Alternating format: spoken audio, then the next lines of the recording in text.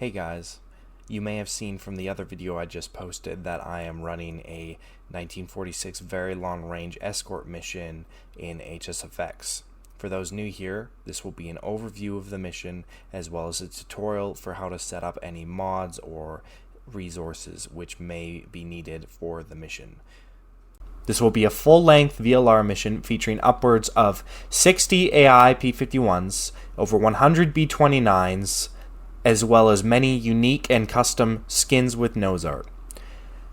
This will also feature a fully decorated and historical accurate Jima, as well as the new modded map made by Real Darko called Iwo Jima to Kanto Plain.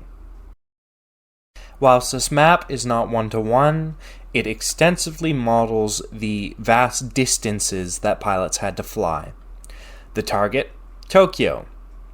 The mission will be about 5 to 8 hours long, depending on how long it takes to take off, form up, fly to the target, and return and land. How much room for players, you may ask? Well, there is room for 127 individuals, including myself. This is the beauty of 46. Its mass scalability, high server numbers, and well-performing game engine make it a very viable candidate for these long-form mass raids with hundreds of planes. This is not fully meant to be a perfectly historical mission, more of a heritage or tribute to those style of missions, which is why we have referenced multiple mission reports and are cramming as many liveries and nose arts in the formation as possible, regardless on whether or not they flew on the same dates in history. Attention will still be held in terms of which group and win that they were stationed with, and naturally they will be grouped together accordingly. Here are just a few photos and videos of some of the skins that we are planning to use in the mission. This is not a definite list, as there's only 3 or 4 here. There are probably close to 40 to 60 skins. Whilst this is quite a time commitment, I trust that people who really want to reenact it and see what it would be like to fly for that long of a time would show up. In my mind, it is far cooler to do a very long mission like this and actually run out the fuel tanks on your P-51 than fly around for 40 minutes to an hour and dogfight a couple people and go home. Now, how do I partake in such a thing, you ask?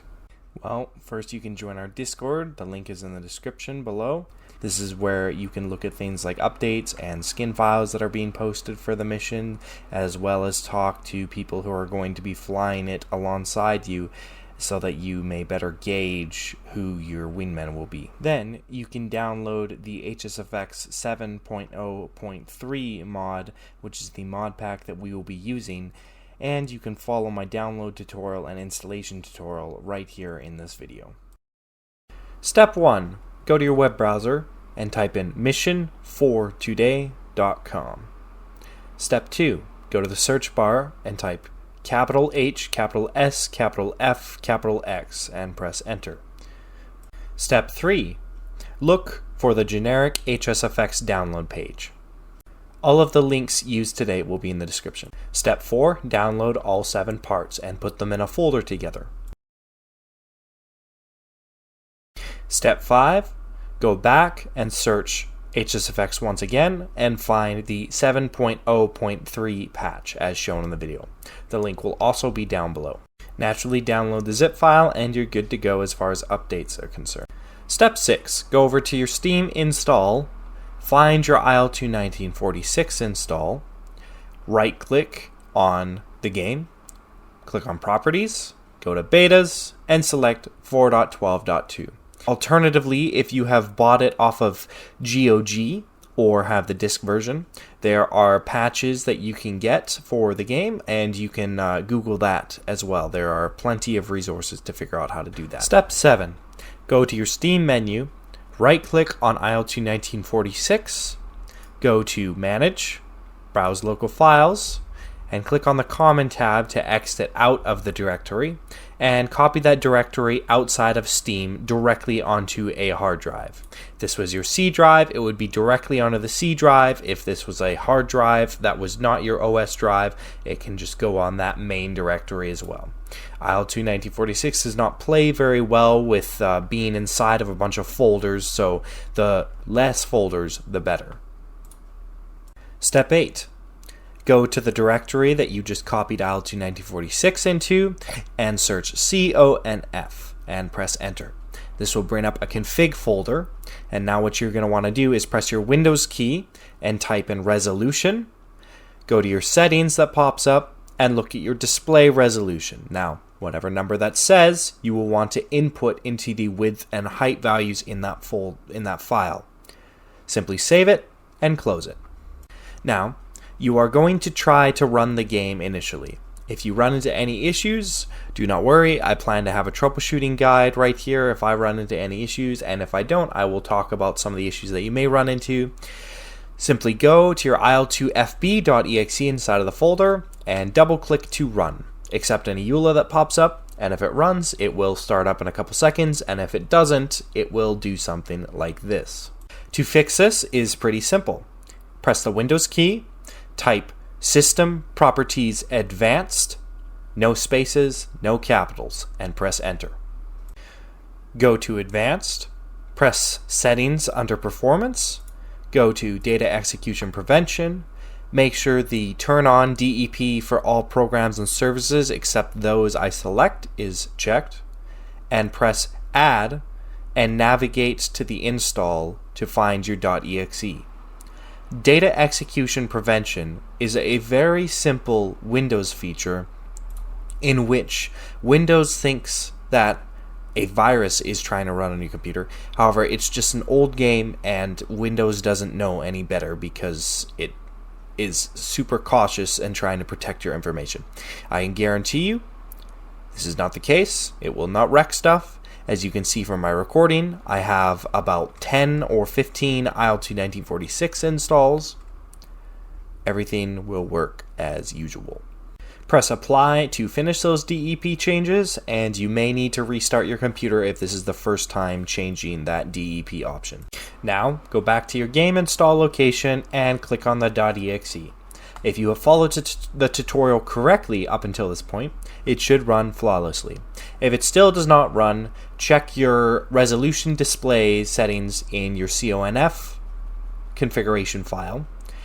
And if you run into any more issues, please consider joining my Discord down below, where we have a help forum with people who can get back to you, usually within 20 or 30 minutes.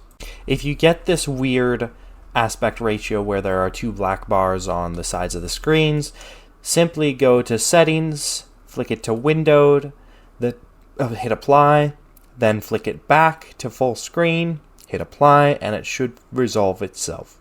If it doesn't, go back into the CONF and check your resolution settings. Note, it is important to do this before installing any mod packs because the likelihood of being able to window or full screen your game when mod packs are installed is very unlikely. In my experience, they always crash.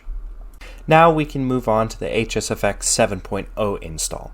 Navigate to the regular HSFX 7.0 files you put in the folder.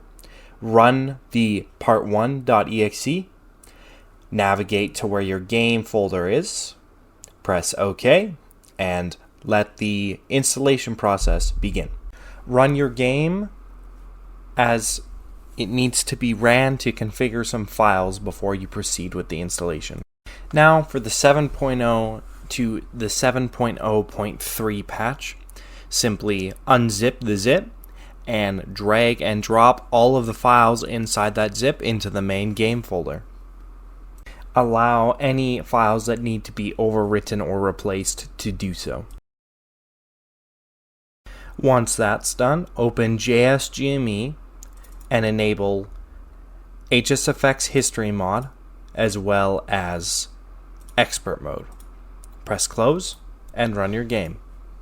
You will know that the installation is complete and successful when, after enabling these scenes in JSGME, you load back into the game, and while it's loading, in the bottom left it says v4.12.2 HSFX version 7.0.3 Expert. For this mission, we will be using the Iwo Jima to Kanto Plane map mod. To download this, go to the description and click on the MediaFire link, which will take you to a file called JSGME mods. Press download and head to your download folder.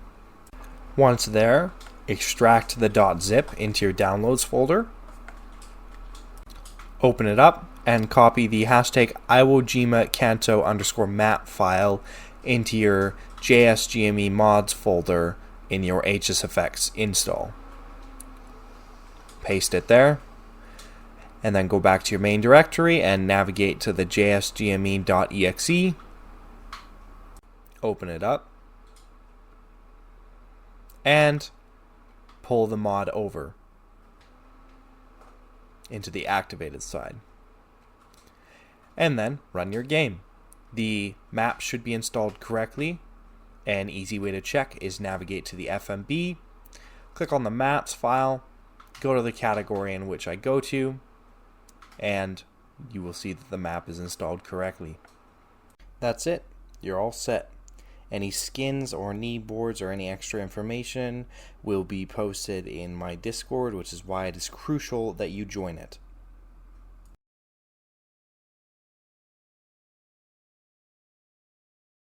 This channel is centered around all things flight sim related, primarily focusing on getting the most out of limited options in the market and various other fixations my brain decides to focus on.